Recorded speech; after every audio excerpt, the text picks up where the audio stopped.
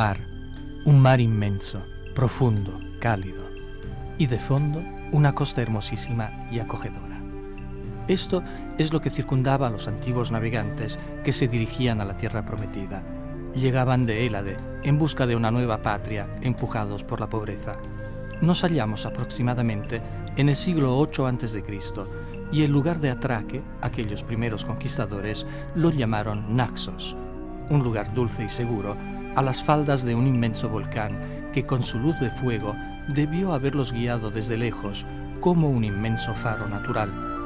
Aquí inicia la historia de la cultura siciliana, una historia compleja y fascinante que narraremos siguiendo la ruta y la cultura de las muchas civilizaciones que contribuyeron a transformar esta isla en un lugar maravilloso y espléndido, en donde la historia, el arte y la belleza ambiental se unieron en un connubio insólito y quizás irrepetible.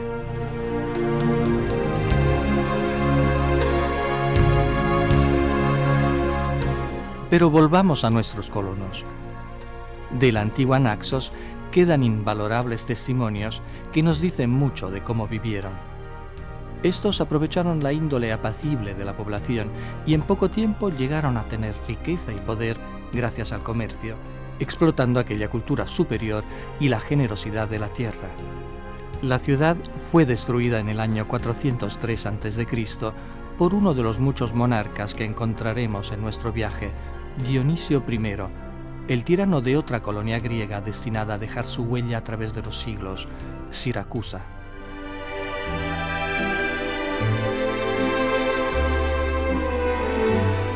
El primer asentamiento de colonos corintios se fundó aproximadamente en la época de la fundación de Roma, 734 a.C., en un islote cercano a la ciudad, Ortigia.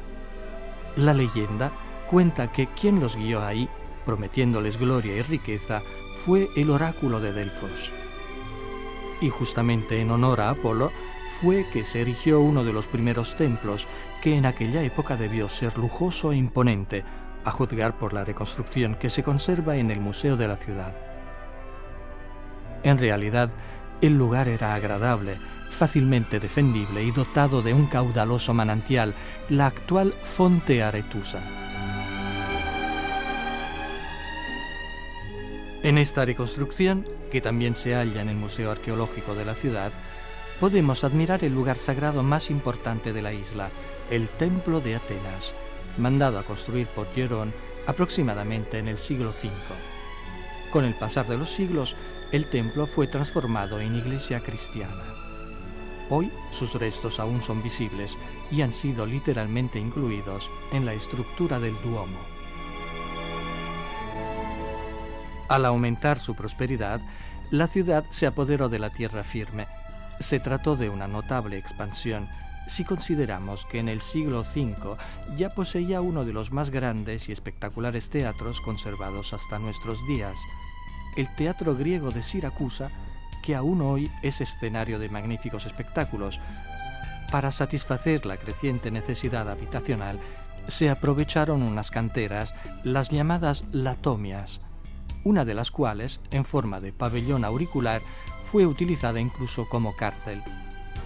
Fue el célebre pintor Caravaggio quien difundió la voz de que el tirano Dionisos aprovechaba aquella excepcional capacidad de resonancia acústica para oír las conversaciones de los prisioneros. Pero solo es una leyenda. En realidad, dicha capacidad fue admirablemente utilizada para ampliar la acústica del teatro emplazado sobre ella.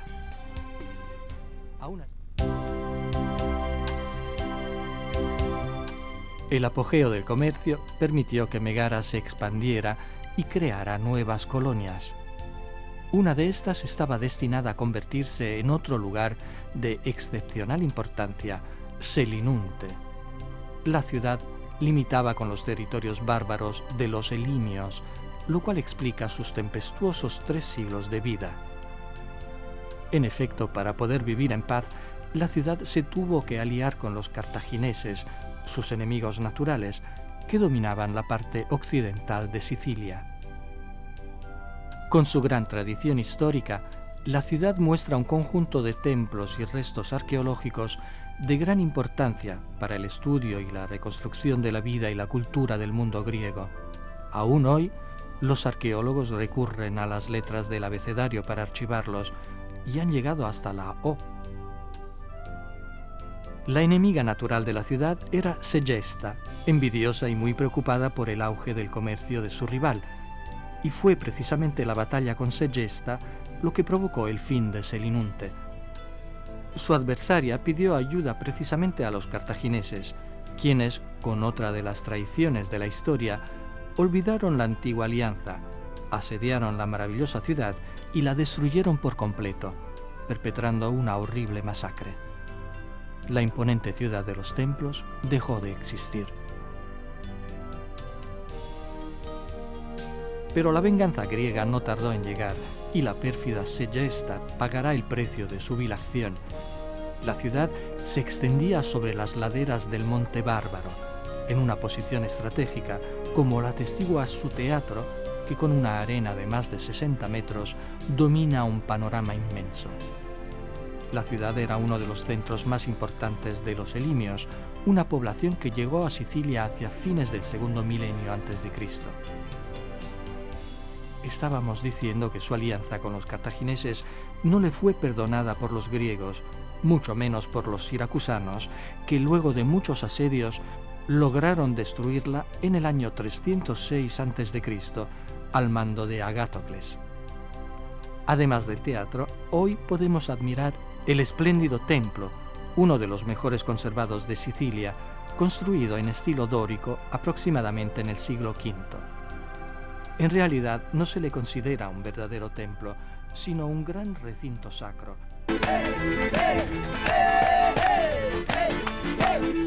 Otra fiesta nos espera en otro lugar famoso de Sicilia.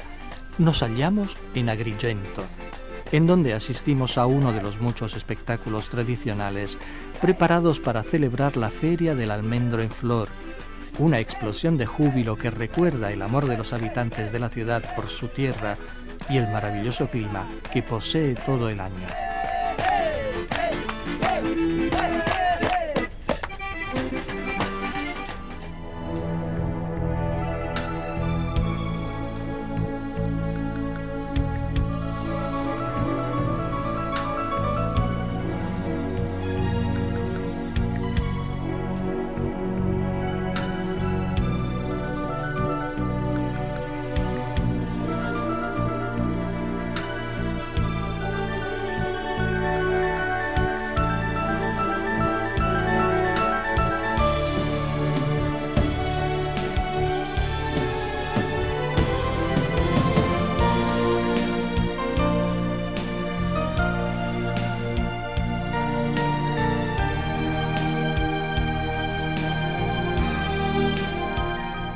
Hoy, visitar el Valle de los Templos significa sumergirse realmente en la historia.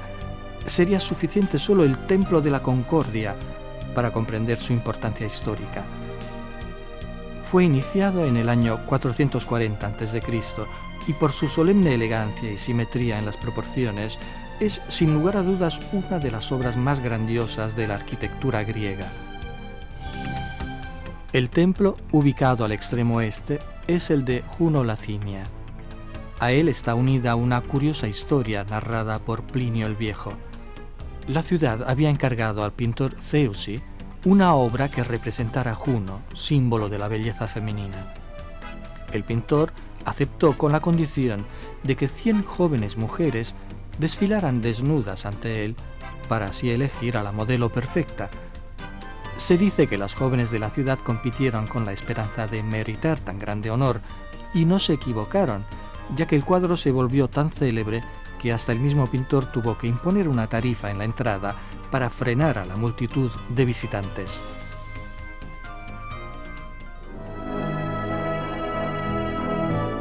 Pero otros mosaicos, aún más hermosos, nos esperan a pocos kilómetros de este lugar. Piazza Armerina, lugar actualmente célebre, que conserva uno de los más insignes testimonios arqueológicos de la Sicilia romana de época imperial. Se trata de la Villa Romana del Casale, una extraordinaria morada construida entre fines del siglo III e inicios del IV y que es un ejemplo único del esplendor alcanzado por la arquitectura y el arte romanos.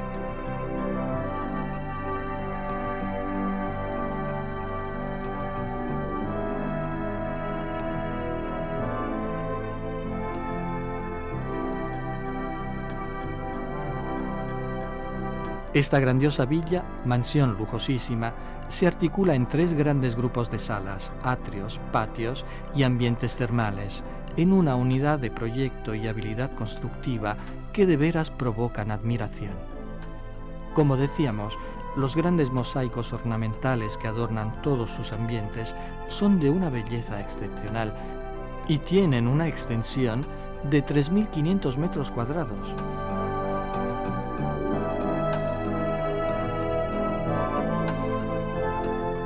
Sin duda alguna es un complejo arquitectónico sin rival entre todos los vestigios del mundo antiguo conservados hasta hoy. Maravillosas escenas de caza, descripciones detalladas de varias especies animales, escenas mitológicas, incluso una con el propietario y su familia mientras reciben a sus invitados en la entrada de la casa. Escenas mitológicas, incluso la imagen del propietario y su familia mientras reciben a sus invitados en la entrada de la casa.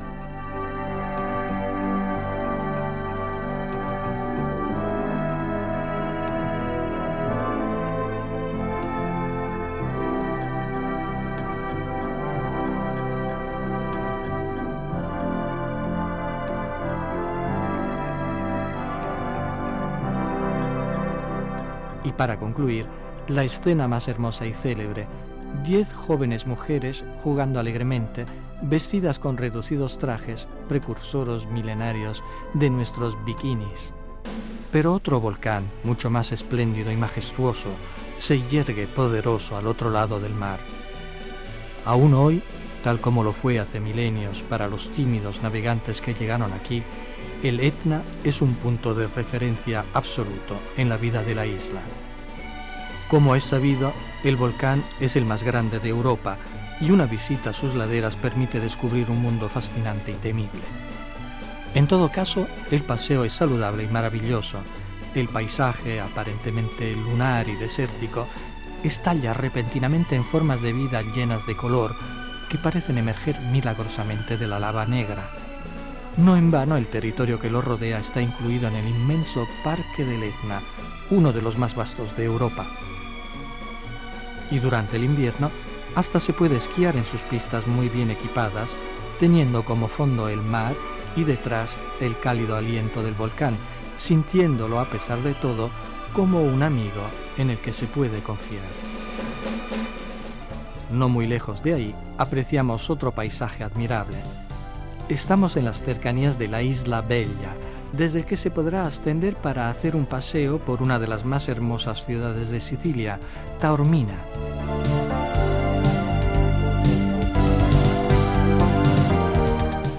La ciudadela descubre continuamente rincones de gran interés.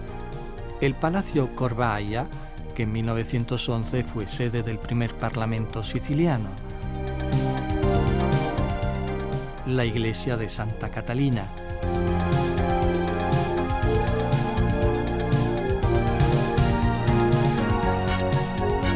El Duomo, dedicado a San Nicolás y que se remonta al siglo XIII.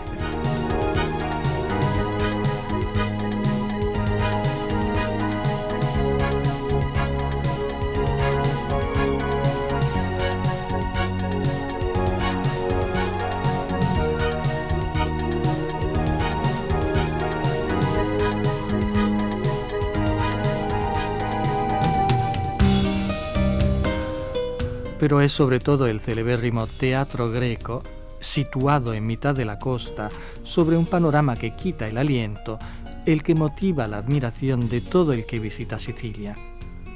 Construido en época griega y segundo en amplitud después del de Siracusa, este maravilloso monumento sintetiza, quizás más que ningún otro, la historia, el arte, la belleza ambiental y cultural de esta isla.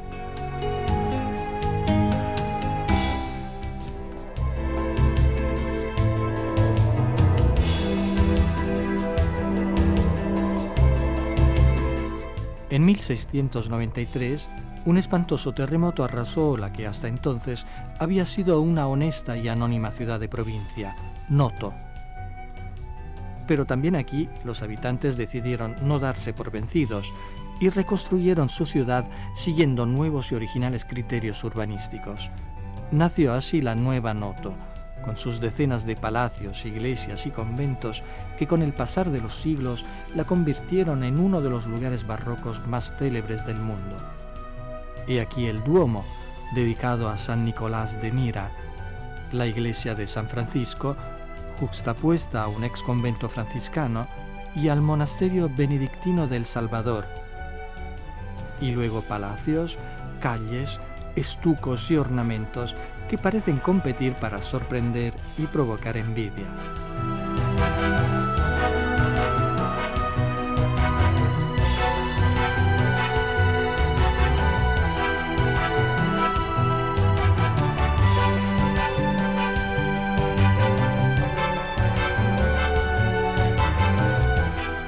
En todos ellos sobresalen los mismos increíbles balcones que observamos en el Palacio Villa Dorata, realizados, como era costumbre, en forma convexa, para que pudieran contener, sin estropearlas, las opulentas y amplias faldas de las nobles que se asomaban a ellos, para ostentar la riqueza de quien podía concederse trajes tan caros.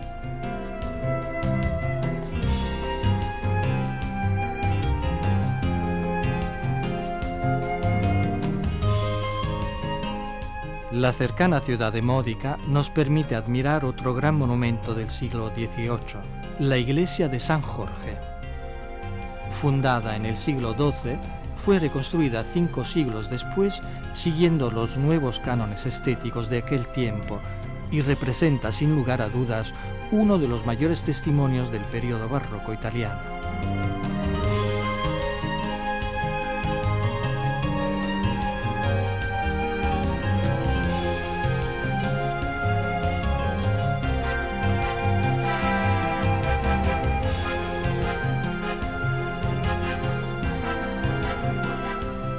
Y terminamos con Ragusa, en la que observamos otro espectacular duomo barroco, también dedicado a San Jorge.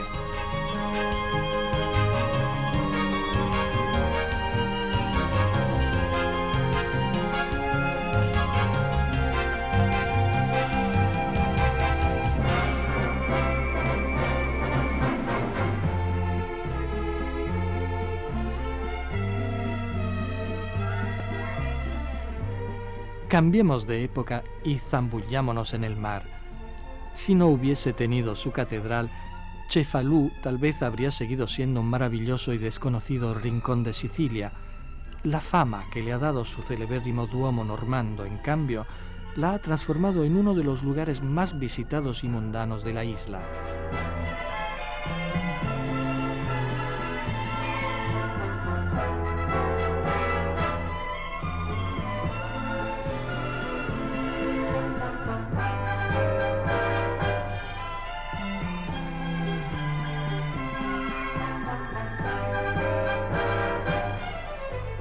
Aquí, el verano reboza de juventud y alegría y todo contribuye a hacer agradables las vacaciones.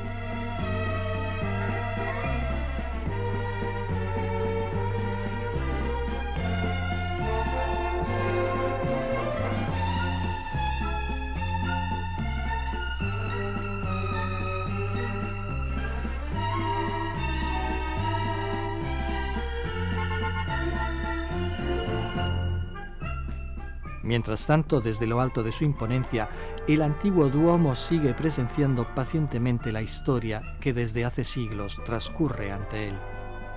Fue el conde Ruggero II quien encargó construirlo en el siglo XII, luego de haberse salvado milagrosamente durante una tempestad. Y entre un helado, una zambullida y un aperitivo, obviamente los turistas van a visitarlo, quedándose maravillados ante la imponencia de su interior, de sus grandes mosaicos y la mirada severa del Cristo Pantocrátor, que desde lo alto del presbiterio parece invitar a la moderación.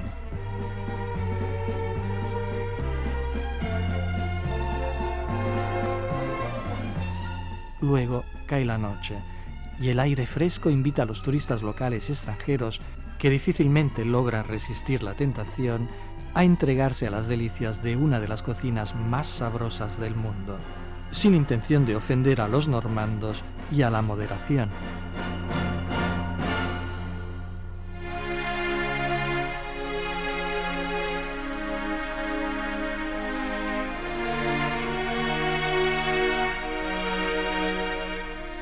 Pero otro es el templo que en esta ciudad provoca en los visitantes un estupor sin límites. Nos dirigimos a los suburbios de Palermo, a una suave colina en la que en 1174 el rey Guillermo II puso las bases del Duomo, que se convertiría en uno de los templos más espectaculares de toda la cristiandad, la Catedral de Monreale.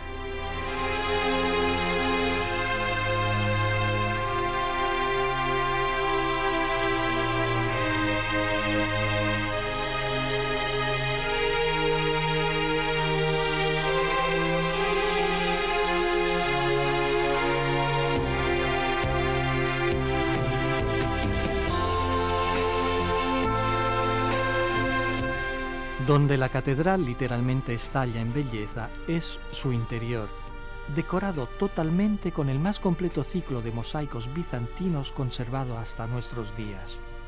Estos cubren cada rincón de las paredes en una extensión de casi 6.500 metros cuadrados y narran escenas del Antiguo y del Nuevo Testamento en un espectáculo de radiante belleza.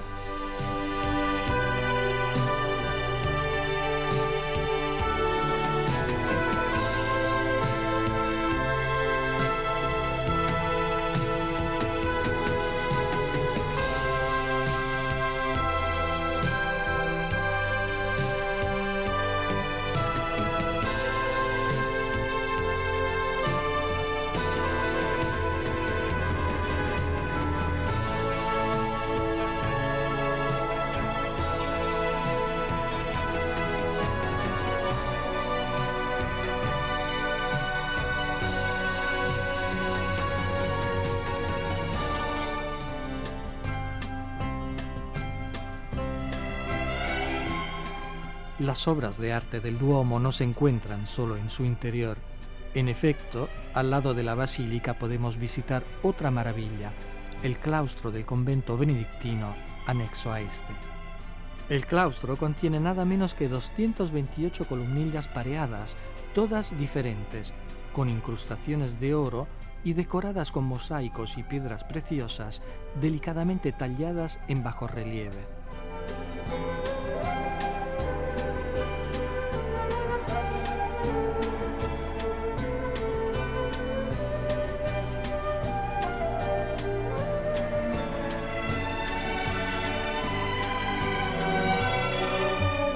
Una costa con colores esfumados asomada a un mar azulísimo, un clima dulce y perfumado. Así aparece Palermo ante los ojos de quien llega por el mar. Un lugar en donde la historia, el arte y la belleza explican por qué este lugar desde siempre es llamado la Cuenca de Oro. Los primeros asentamientos humanos se remontan al siglo VIII a.C. La historia nos recuerda que ya los fenicios se asentaron en este lugar tan salubre. Un gran golfo frente a un mar transparente, una tierra fértil gracias a la abundancia de agua y un clima maravilloso.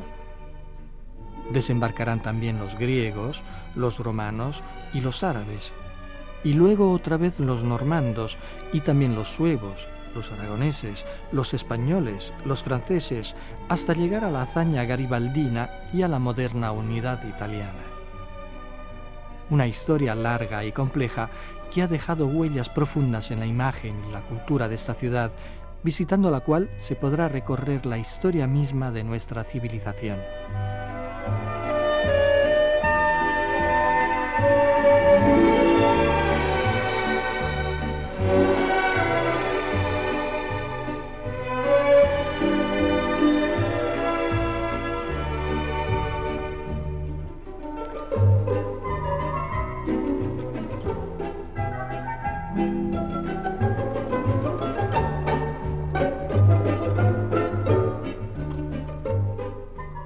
El monumento que simboliza la ciudad es la hermosísima catedral, erigida el año 1185 por el arzobispo de origen inglés Gualtiero o Familio, sobre una antigua basílica romana que había sido transformada en mezquita por los musulmanes. Terminada después de algunos siglos, la basílica fue testigo de todos los grandes acontecimientos de la historia de la ciudad y denota los innumerables influjos arquitectónicos que, de todos modos, le han dado una solemne belleza de conjunto.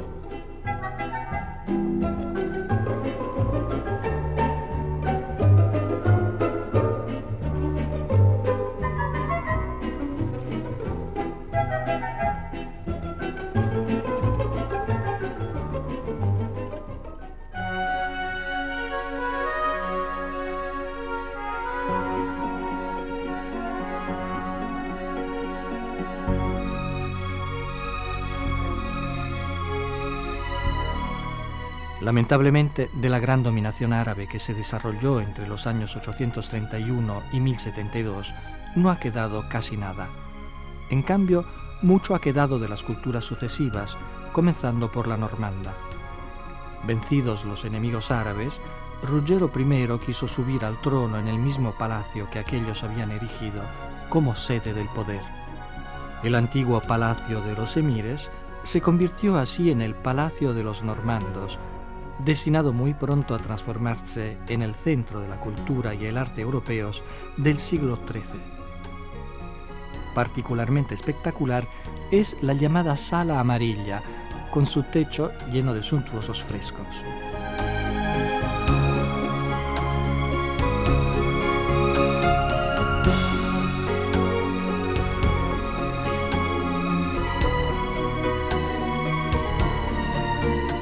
La torre pisana, de 15 metros de altura y cubierta con una bóveda de crucería, era una sala nobiliaria, tal vez destinada a las audiencias del rey, y un tiempo lujosamente decorada con mármol y mosaicos. La gran sala de los virreyes es llamada así por los grandes cuadros de los virreyes que adornan sus paredes.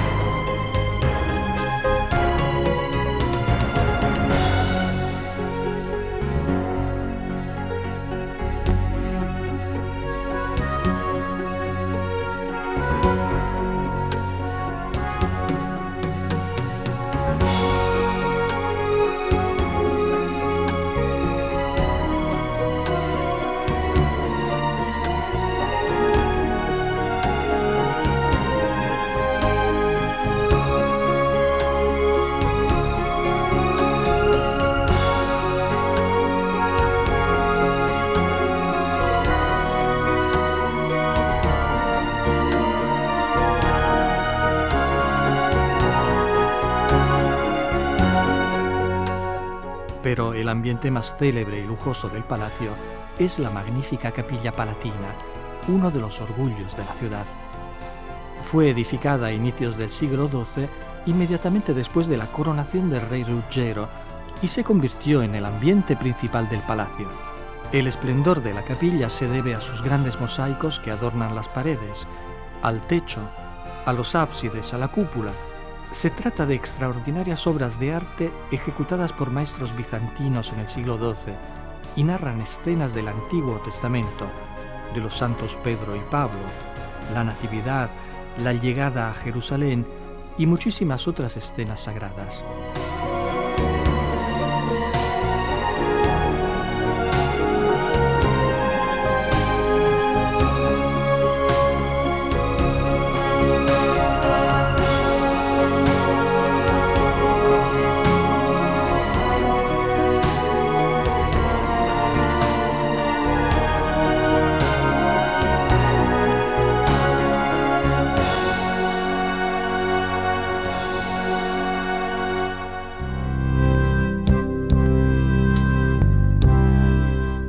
Pero prosigamos nuestra visita a los edificios más importantes del período normando con la iglesia de San Juan de los Eremitas. Construida a mediados del siglo XII, La iglesia, caracterizada por sus típicas cúpulas rojas de estilo árabe, constituye una ingeniosa y genial adaptación de una precedente construcción árabe, la gubba, que se remonta nada menos que al siglo VI, a las exigencias funcionales cristianas.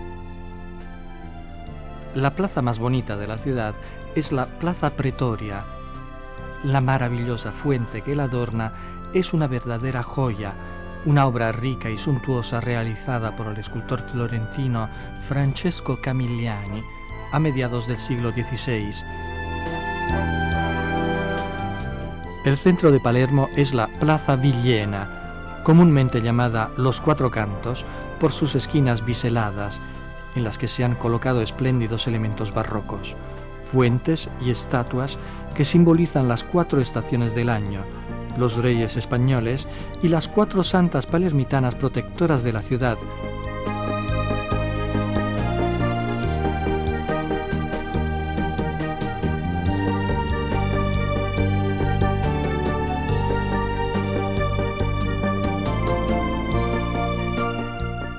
En las cercanías de la Plaza Cuatro Cantos hallamos otro gran testimonio artístico de la ciudad, Santa María del Almirante, más conocida como la Martorana. Concluida en 1143, la iglesia sufrió numerosas adaptaciones con el pasar de los siglos. Su interior es espléndido, ya que está completamente cubierto de maravillosos mosaicos, entre los más antiguos de Sicilia, en el más puro estilo bizantino.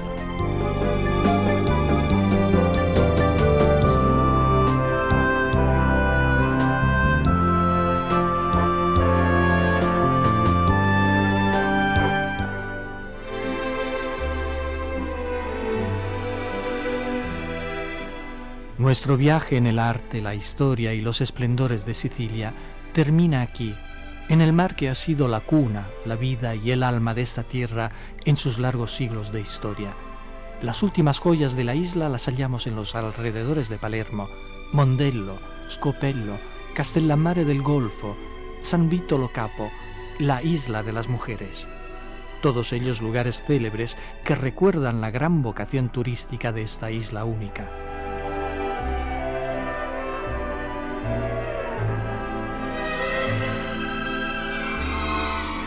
Una tierra que desde lo alto de sus 3000 años de historia sigue exhibiéndose con orgullo y descaro, ofreciéndose impúdicamente a quien sabe conquistarla con amor, no con la fuerza. Una tierra que permite apreciar el arte y la cultura de las muchas culturas que la enriquecieron y en donde se puede hacer descansar el corazón y la mente en un clima suave y embriagador. Un lugar en donde es siempre dulce el recuerdo de las emociones vividas y es emocionante el sueño de vivirlas otra vez.